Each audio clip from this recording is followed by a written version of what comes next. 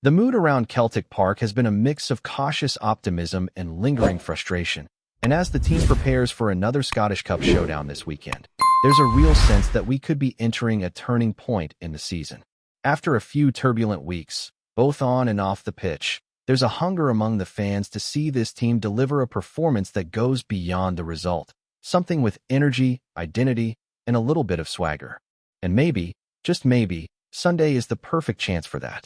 Celtic will head into this tie after what has been, frankly, a horror stretch of fixtures and headlines.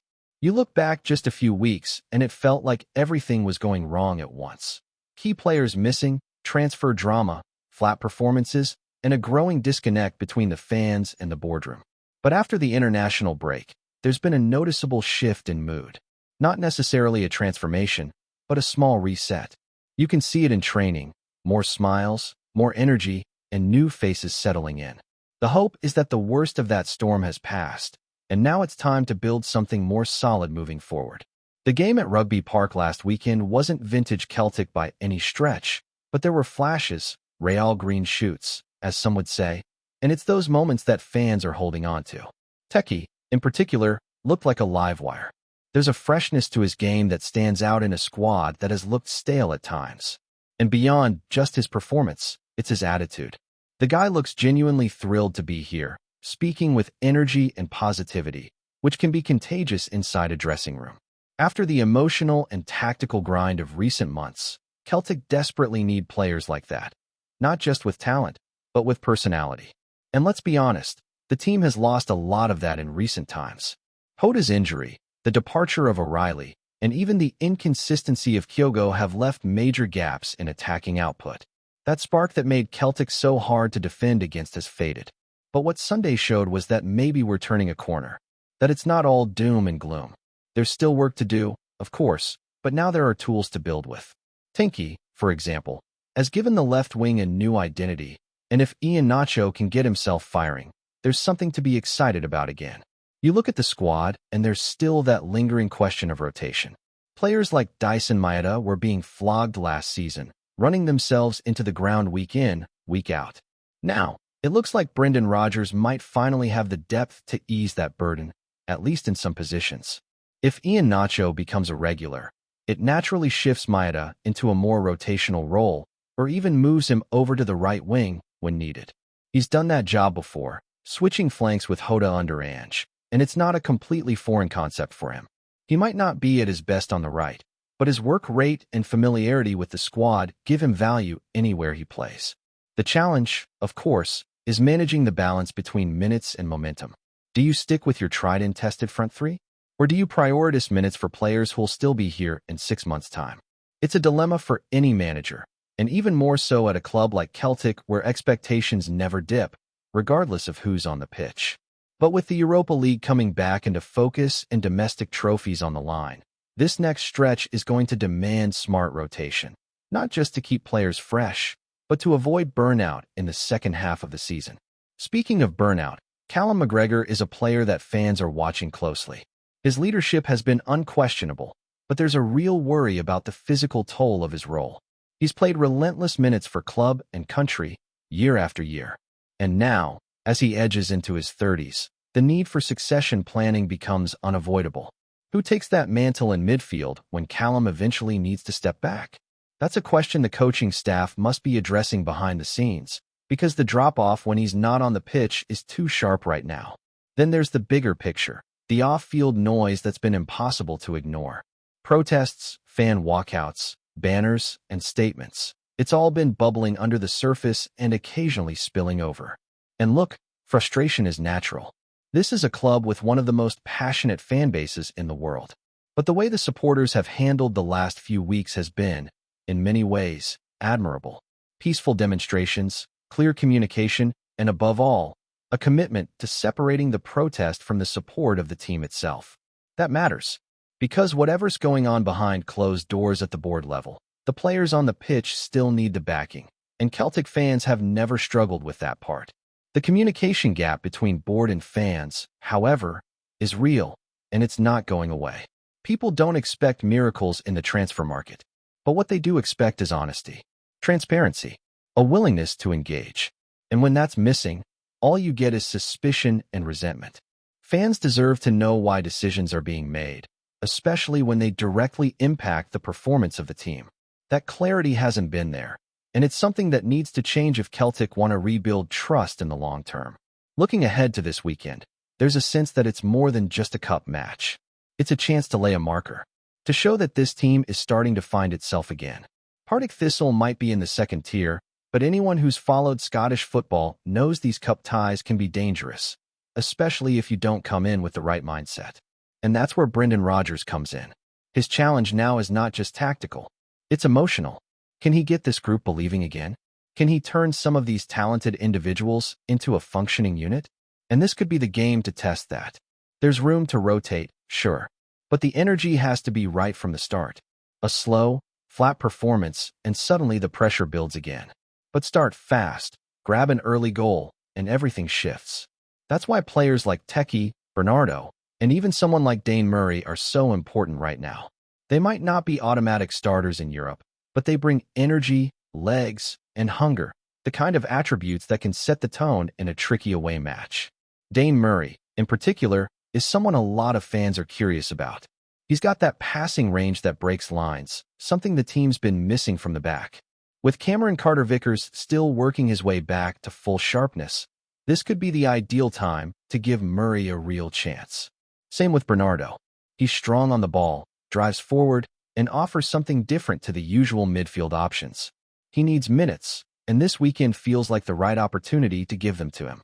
Because if not now, when? The midfield has looked pedestrian lately. Too many safe passes. Too little urgency. When Hatate isn't on his game. And let's be honest, he's been off it recently. The whole team seems to slow down. Injecting some new energy in there, some dynamism, might be just what's needed to spark things into life again. Bernardo's physicality, Macau's composure, and Engels' technical quality could offer a new blueprint for this engine room. It might not be perfect right away, but it's worth exploring. And, up front, it's time to see what Ian Nacho is really made of. The early signs are promising. A good attitude, flashes of skill, but he needs real minutes now. Games that matter. Games under pressure. Partick Thistle will test him physically. It'll be a scrap, and that's exactly what he needs. If he can handle that and start clicking with the players around him, there's a spot in this team waiting for him. The opportunity is there. So all eyes turn to Sunday. Not just because of the opponent, or the cup, or the result, but because of what it could represent. A chance to shift the mood, to reset the season, and to remind everyone what this club is capable of when it finds its rhythm. The pieces are starting to fall into place. Now it's about putting them together. Looking at the team Brendan Rodgers might field, there's a lot of intrigue around how deep the rotation will go. In theory, a cup tie against a championship side should allow him to give key players some rest, especially with a trip to Belgrade coming up. But this is Celtic, and nothing is ever really straightforward. Every match carries pressure. Every lineup is scrutinized. And every decision has the potential to either spark a run or cause more chaos. That's the weight of managing a club like this. The room for error is practically non-existent. Still, there's logic in making changes here. You look at players like Bernardo and Engels, both barely featuring so far this season, and both clearly in need of game time. These are players that were brought in with purpose, not just to fill the bench, but to compete, to push the starters, and to be part of the squad rotation. But they can't contribute if they're stuck watching from the sidelines. And if there was ever a moment to see what they can offer, it's in this type of fixture, where the stakes are high enough to matter, but the opposition offers some margin for experimentation. Bernardo, especially, feels like he has something to prove. Before his ankle injury, he was looking sharp, confident on the ball, able to play direct, and physically strong. Since then, it's been start-stop, and fans are still waiting to see what he's really capable of. And with a midfield that's lacked bite recently, there's space for someone like him to make a statement. As for Engels, there's always going to be a weight on his shoulders because of the transfer fee. That's not his fault, but it does mean every touch, every misplaced pass, gets magnified. The best way to silence the doubt is by playing, getting rhythm, building trust, and showing that there's more to his game than the price tag. In defense, there's excitement building around the young players, especially Dane Murray and Kobe Donovan. The latter looked calm and composed on debut, and this match could be a chance to further test his readiness. He's shown glimpses of real quality, the type of defender who isn't just there to clear it long, but to play out with intelligence. Murray, too, offers that ball-playing ability, and his vision from deep could be exactly what Celtic needs to link the lines more fluidly. There's always risk in fielding two younger players at the back, especially in a knockout match, but you can't develop talent without giving them real minutes. And then you've got the wide areas, arguably the part of the pitch that's seen the most disruption lately. On the left, Tinky has basically made the spot his own in the span of a couple of games. His combination of pace, confidence, and unpredictability has given Celtic a whole new dynamic. Even in moments where the overall team performance was lacking, he stood out. If anything, the question now is whether you rest him to preserve his freshness for Europe or let him continue building rhythm. There's no easy answer, but you can understand the temptation to keep that momentum going. On the right, things are far less certain. Young has become something of a forgotten man, a player who was brought in with promise but has struggled to impose himself. And with James Forrest now 32 and limited in how many minutes he can deliver, the options suddenly feel thin. That's why fans are still asking questions about transfer decisions. How did it come to this? How is a club of Celtic size so short on viable wide options after the window closes? But that's a bigger conversation, and one that likely loops back to the frustrations fans have been voicing about the boardroom decisions. Even in a match like this, the absence of a settled midfield is glaring. It's not just about personnel, it's about chemistry. There's been too much chopping and changing, too little consistency. When Hatate and McGregor aren't firing, the whole structure suffers. The transitions become slower, the pass is more predictable, and the attack starts to feel toothless. That's why this match might be the perfect testing ground for a new trio. Macau has impressed in spells, bringing a calmness to the middle of the park that few others offer. Pair him with Bernardo and Engels, and you've got a midfield with energy, ball carrying, and defensive stability. It won't be perfect, not at first, but it's a combination that needs to be explored if this squad is going to handle the demands of 2 games per week. And then there's the striker situation. Iheanacho is still very much an unknown quantity.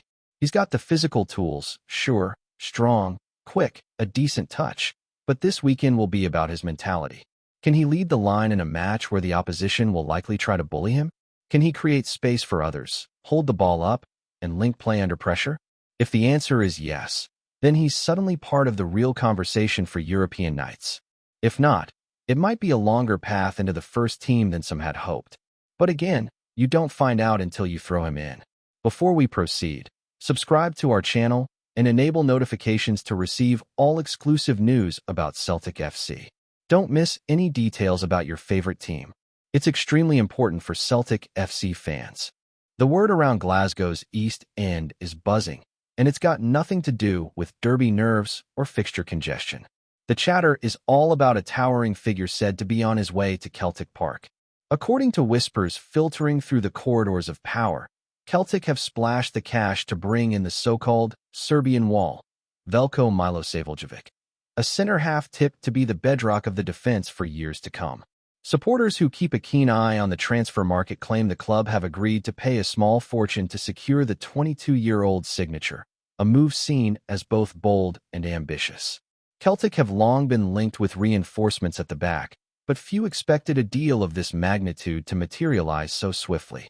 Insiders hint that the scouting department had been tracking MILOSAVLJEVIC for over a year, impressed by his aerial dominance, uncompromising tackles, and the sort of composure on the ball that makes continental defenders so prized. In the pubs and supporters clubs, the speculation is sparking debate. Some call it a gamble, an expensive roll of the dice on a player untested in Scottish football.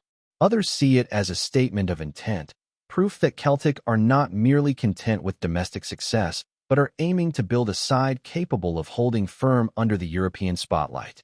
The player himself has yet to be spotted in Glasgow, though reports suggest he could be unveiled before the end of the week. Whether he arrives as a finished article or a work in progress remains to be seen, but there's little doubt that expectation is already heavy on his broad shoulders. For now, the rumor mill spins at full tilt, and the fans wait eagerly to see if this Serbian giant truly will become the cornerstone of Celtic's future. Hello, fan. Don't forget to like and subscribe to the channel, as it means a lot to Celtic FC. Also, share your opinion about the news in the comments below. See you in the next video.